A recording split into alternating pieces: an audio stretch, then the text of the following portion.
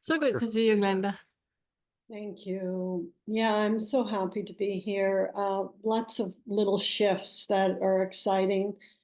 When I spoke with you on Friday, we talked about, working under Fetter 2 Yeah. and on boundaries.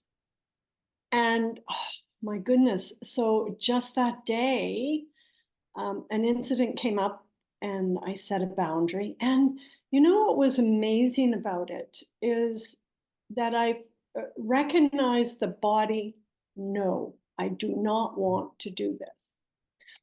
So, and then the next day, another incident came up and it was a clear too, body, no. Now, what I wasn't prepared for was I know what you're so going to say, the guilt. the aftermath Yeah. of the ego mind.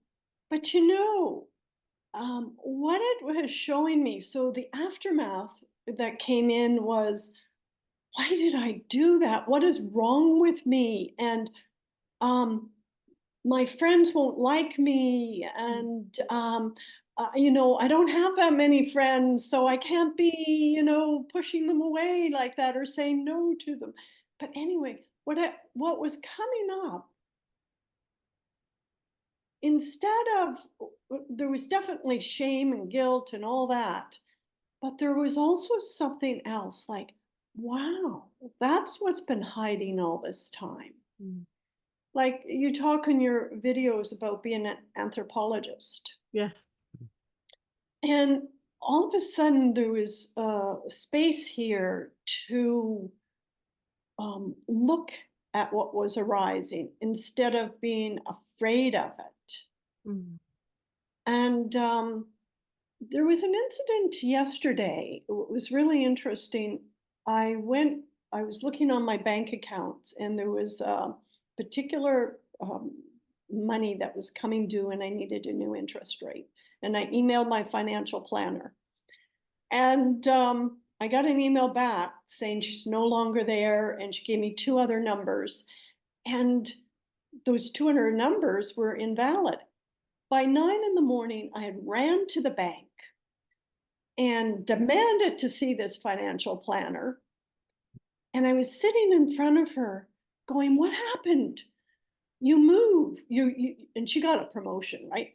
So, but what was happening with me was I was sitting in front of her and I noticed this little girl going, inside was going, you abandoned me.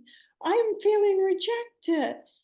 And it was the weirdest sensation to feel this terror of not knowing who's going to take care of me. Mm.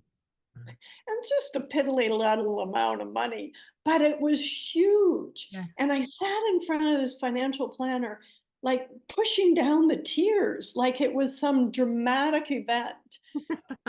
and and what was here, where it used to be like total shame for feeling things like this, now there was the anthropologist going, holy cow, look what's coming up. And I walked away from that bank and I went, wow, this is just magnificent to Yeah. begin to see Yes. from a different place. And this is just the beginning. And of course I'm going to Absolutely. get caught in it again. But there's something about working the fetters. It feels safe Yes. Yeah. as you do layers like Yes. this. Yes. So I can, And also you did it so beautifully, what we keep talking about, that when you discover something, you don't need to do anything about it. The only thing you need to do is just create space around it and just be with it and just be with it and just be with it. And that's all. And for our entire lives, for like 40 years, 50 years, we've been pushing away the feeling of shame or the feeling of, I can't say what I want or what I need because people would leave me. So just allowing that to be there and experiencing, how is my life when that is active, when I'm just sitting with it. And then you find out, first of all, you're not dying. Everything is completely fine. And second of all, the feeling when it first arose in you, you didn't have the maturity to sit with it. You didn't have the psychological maturity or the emotional maturity to sit with it. You do now, which means that you don't need to push it anymore. You can just be the adult that you have needed all along, and then you just sit with it. And it's beautiful when we experience that, because it, exactly like you say, it makes it feel so safe. Yeah, it is just amazing. It's like, it feels like I'm becoming unhypnotized. Yes, that's a really good way of seeing it. I love that. Yeah. Yeah, like I've been living in this hypnotic world of, Of avoidance, of all the things we avoid to feel. Yeah. And the fact that all of these things are, whatever it was in the past that when you first felt these sensations, that has just been running the show ever since, and that you just haven't been aware of that motivation has been sort of subconsciously just moving everything in your interactions with everybody since then. right. Yeah. And at the same time, I this morning I was experiencing this fear of coming up about being unhypnotized. About actually having to interact with things fresh and from a new perspective, where everything's kind of uncertain because you really don't know how you're going to react to anything, right? Right. Yeah. So, and there's nothing to do with that either, just to be with it. Yeah. No. And it's, Yeah. like Pernilla said, like knowing that you're now the adult in the room, that you can be the guardian that younger version needed, but recognizing also that you have the capacity to deal with anything now that comes up. That, it's having that sort of self-trust that no matter what arises, that you'll be able to meet that challenge, meet whatever's there, without feeling like you're still interacting with the world through the lens of a 5-year-old or a 7-year-old or something. Yeah. Yeah. So, Really, really well done. I'm yeah. so happy to hear that. Yeah. Thank Well you. done. Yeah. And I was curious too, just when you had said about, the thing about, will your friends leave you? You don't have that many friends, all of that. How did that work out for you? You had the things come up, the recognition of those fears come up, and what happened with that? Um, some space opened up and I was willing to allow my friends to leave me. Mm.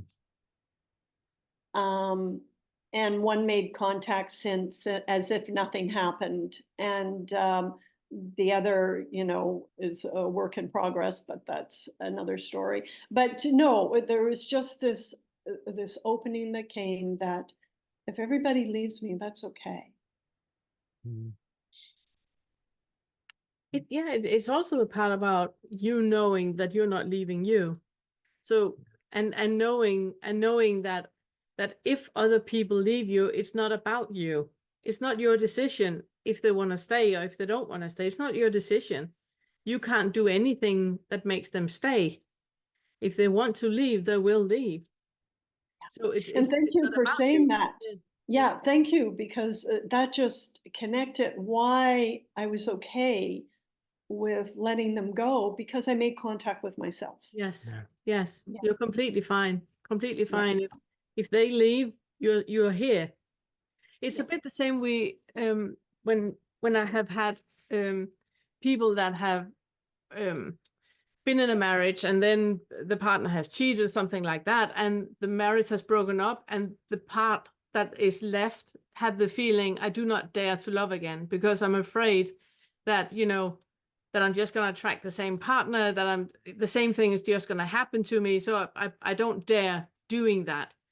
Where it's very important to emphasize that it's not so much about the quality of the partner. It's more, do you trust you to leave a relationship if it's not beneficial? Do you trust you to be there for you if you are left?